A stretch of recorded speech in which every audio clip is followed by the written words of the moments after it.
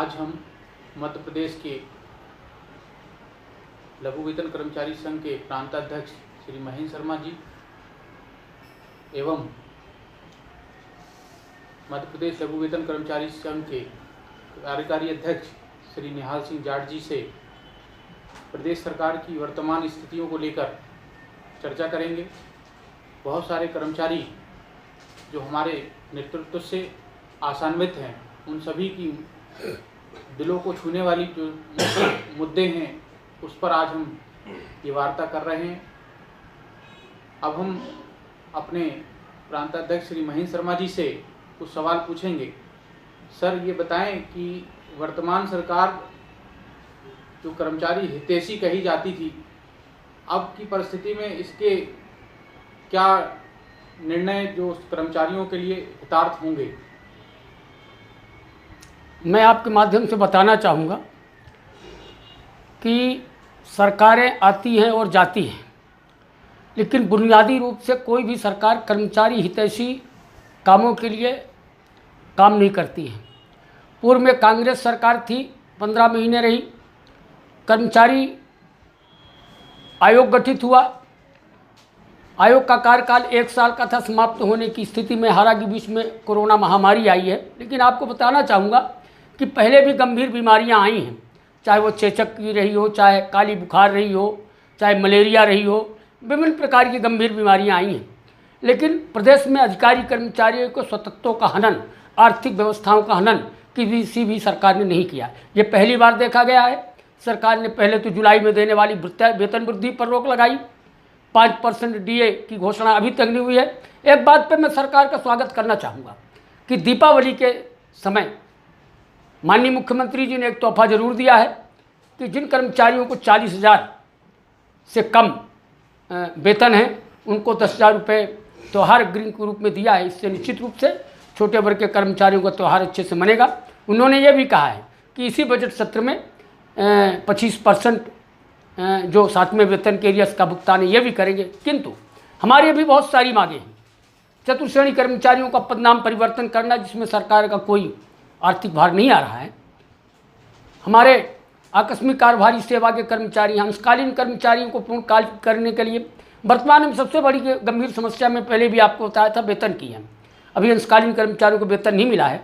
हमारी सरकार से मांग है कि वेतन व्यवस्था करें।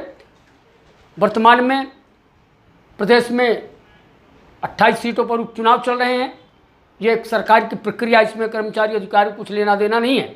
लेकिन आगे जिसकी भी सरकार बने या जिसकी भी बनेगी, निश्चित रूप से सरकारों से काफ़ी उम्मीदें हैं। ये बात जरूर है कि यदि सरकार टकराने का प्रयास कर्मचारियों से करेगी तो ईंट से ईंट बजाएंगे और एक बड़ा आंदोलन करेंगे और कर्मचारी हितों के लिए संघर्ष करेंगे और अपनी मांगें पूरी करवाने का पूरा प्रयास करेंगे। माननीय शर्मा जी, अभी वर्तमान में अंशकालीन कर्मचारी और दैनिक वेतन भोगी जो कि वेतन से वंचित हैं और पूरे जिलों से आपको फ़ोन आते हैं, आप सरकार से किस तरह से इस मांग को उठाएंगे कि उनकी वेतन जल्दी से जल्दी हो जाए और उनकी दीपावली अच्छे से मनाई जा सके? मैं आपको बताना चाहूँगा कि विभिन्न विभागों में कर्मचारियों को वेतन नहीं मिला था। लॉकडाउन में सरकार ने यह कहा कि नहीं, हम वेतन नहीं देंगे, लेकिन हमारी सरकार से हाथ टाक हुई। हमने माननीय मुख्यमंत्री को ट्विटर के माध्यम से, ब्लॉग के माध्यम से उनको मैसेज भेजा कि चूँकि वर्तमान में जो स्थिति है, कर्मचारियों को 8-8 महीने से वेतन नहीं मिलने से भुखमरी की कगार पर हैं। एक तरफ मजदूर अब बेमौत और भुखमरी से मरा है, कहीं वो दिन बनाए कि सरकारी कर्मचारी भी अपने मौत को गले लगाए, और इसकी पूरी जिम्मेदारी प्रशासन की होगी। सरकार ने आप माननीय मुख्यमंत्री इसको संज्ञान में लिया और आज की तारीख में 95% हम वेतन कर्मचारियों को दिलवा चुके हैं। केवल अंशकालीन कर्मचारी हमारे रह गए हैं, जिनको हम तत्काल बहुत जल्दी वेतन भुगतान करवाने का प्रयास कर रहे हैं। चुनाव जैसे खत्म होगा वैसी सरकार से बात करेंगे। हालांकि उसके बीच में भी हमारी चर्चा चल रही है और दीपावली त्यौहार के पूर्व हम वेतन दिलवाने का पूरा प्रयास करेंगे। माननीय शर्मा जी, एक चीज़ और पूछना चाहते हैं कि जो कर्मचारी आयोग का गठन हुआ उसके बाद से किन किन मुद्दों पे हमारी आयोग के साथ चर्चा हुई और उस पर क्या निर्णय निकलने की उम्मीद है हमको? देखिए क्या है, सरकारें कभी कर्मचारी आयोग का गठन करती हैं, कभी कर्मचारी कल्याण समिति का गठन करती हैं। सरकार करोड़ों रुपए उसमें व्यय कर रही है, लेकिन उसका कोई बुनियादी अर्थ नहीं निकल रहा है। कोई मांगें पूरी नहीं हो रही हैं। बड़े बड़े मांग पत्र के विभिन्न संगठनों द्वारा ले जाते हैं, इतनी मेहनत करते हैं, उसका प्रोफार्मा और फॉर्मेट तैयार करते हैं, प्रतिवेदन तैयार करते हैं, लेकिन वो कर्मचारी कल्याण आयोग, कर्मचारी कल्याण समिति के कमरों तक ही वो बंद रहता है। सरकार तक वो चीज़ नहीं पहुँच पाने के कारण हमारी मांगें पूरी नहीं हो पा रही है। इसलिए मेरी सरकार से मांग है कि भविष्य में ये आयोग और ये कर्मचारी कल्याण समिति का गठन नहीं होना चाहिए। एक आईएएस और कर्मचारी प्रतिनिधियों की एक समिति बने, एक कोर कमेटी बने, जिसको गंभीरता से सारी मांगों पर चर्चा हो, और जब भी कोई आदेश जारी हो तो कर्मचारी प्रतिनिधियों से बात करके वो आदेश का क्रियान्वयन हो, तभी आगे जाके मांगें पूरी होगी। कर्मचारी कल्याण समिति आज वर्षों से बन रही है, कर्मचारी कल्याण आयोग का सरकार ने गठन किया, लेकिन कोई संभावित मांगों का निराकरण नहीं हो पा रहा है। अब आप नई सरकार से किस चीज़ से लेके आशान्वित हैं कि वो हमारी कौन कौन सी ऐसी जटिल मुद्दे हैं जो वर्षों से लंबित हैं और हम उसको आशान्वित होकर उस सरकार से करवा सकेंगे? जैसे पहले मैं आपको बताया कि भी वर्तमान में चुनाव चल रहे हैं, सरकार नई किसकी होगी, क्या होगी, हालांकि सरकार किसी की भी हो, इससे लेना देना नहीं चुनाव से, लेकिन जो भी सरकार आएगी, हमारी जो 13-14 सूत्री मांगे हैं, चाहे आकस्मिक कार्यभारी सेवा के कर्मचारियों को नियमितीकरण का लाभ देना, चाहे अंशकालीन कर्मचारियों को वेतन वृद्धि दिलवाना, वेतन दिलवाना या उनको कलेक्टर रेट दिलवाना, दैनिक वेतन भोगी को स्थायी कर्मी बनवाना, स्थायी कर्मियों को नियमितीकरण का लाभ देना, चतुर्श्रेणी कर्मचारियों और भृत्य को पदनाम परिवर्तन कर कार्यालय सहायक करना, आंगनवाड़ी कार्यकर्ता, कुटवार है, आशा उषा कार्यकर्ता, तमाम कई कैडर भाई हमारे संगठन, जैसे आप मेडिकल कॉलेजों की समस्या है कि भाई जो सिंगल कैडर के उनको समयमान वेतनमान नहीं देते, सभी बातों को लेकर हम सरकार से बात करेंगे और बात करके मांगे पूरी करवाने का प्रयास करेंगे। आपका बहुत बहुत धन्यवाद शर्मा जी। ये थे हमारे लोकप्रिय प्रांताध्यक्ष श्री महेंद्र शर्मा जी। नमस्कार, मैं अजय कुमार दुबे, प्रदेश मीडिया प्रभारी। आज हमारे बीच में मध्य प्रदेश लघु वेतन कर्मचारी संघ के लोकप्रिय कार्यकारी अध्यक्ष माननीय निहाल सिंह जाट जी उपस्थित हैं।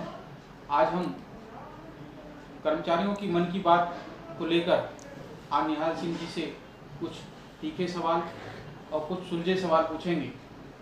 माननीय निहाल सिंह जी, वर्तमान परिस्थिति में जो कर्मचारी हमारे पदोन्नति से बचे हुए हैं और लाखों कर्मचारी जो हैं आने वाले वर्षों में रिटायरमेंट की कगार में हैं, ऐसी स्थिति में हमारे संघ की क्या भूमिका है? मैं बताना चाह रहा हूँ कि आज 4-4.5 साल करीब हो गए कि हमारे कर्मचारियों की पदोन्नति नहीं हुई है।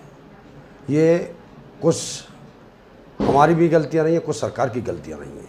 तो हम सरकार से ये निवेदन करना चाहेंगे कि हमारी पदोन्नति के बैन हटाए जाएं और पदोन्नति दी जाए हमारे कर्मचारियों को, क्योंकि हज़ारों की तादाद में कर्मचारी हमारा रिटायरमेंट हो रहा है बगैर पदोन्नति की। दूसरी बात यह है कि सरकार से हमारा एक निवेदन ये है कि सरकार ने हमारी कर्मोन्नति, पदोन्नति, डीए का एरियर और 7वें वेतनमान की किस्त ये सब रोक रखी हैं। तो सरकार से मैं निवेदन करना चाहूँगा कि आपने जो घोषणा की उसका हम स्वागत करते हैं, लेकिन कम से कम हमारी 7वें वेतनमान की 25% के बजाय अगर पूरी फुल हमारा एरियर दिया जाता तो और खुशी अधिक होती। माननीय निहाल जी, अभी वर्तमान की जो पूर्व की सरकारें थी और वर्तमान की सरकारों ने एक एजेंडा लाया था कि पदोन्नति की उन्होंने एक नया रास्ता निकाला था कि हम जो आदमी उस समान पद पे के समान वेतन पाने लगा है उसका पदनाम दिया जा सकता है। आज भी उसका नोटिफिकेशन नहीं हुआ, जिससे कई कर्मचारी आज भी यथास्थिति पे हैं। इस पे हम संगठन की ओर से क्या कर रहे हैं?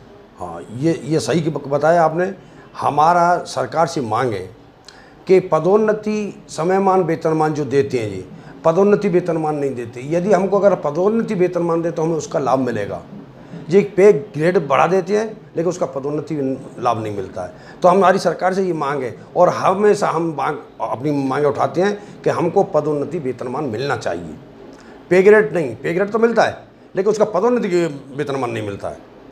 और आने वाले समय में यदि अगर हमारी कहीं माननीय मुख्यमंत्री जी से या चीफ सेक्रेटरी जी से कभी चर्चा होंगी तो हम इस बात को अपनी को उठाएंगे।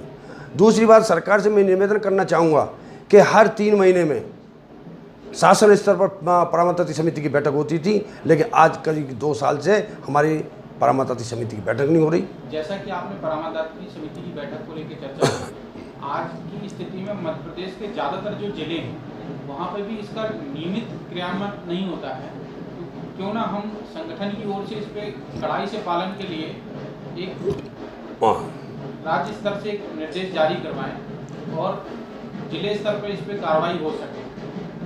हाँ, वही मेरा कहना है कि जब हमारे मंत्रालय में चीफ सेक्रेटरी स्तर की बैठक नहीं हो रही परामर्श समिति की, तो हम सरकार को चिट्ठी देंगे कि हमारी यहाँ शासन स्तर पर परामर्श समिति की बैठक होना चाहिए और हर जिले के अंदर परामर्श समिति की बैठक होना चाहिए। यदि परामर्श समिति की नियमित रूप से होती है तो हमारी कुछ समस्याएं तो ऐसी हैं कि परामर्श समिति के अंदर ही सॉल्व हो सकती हैं।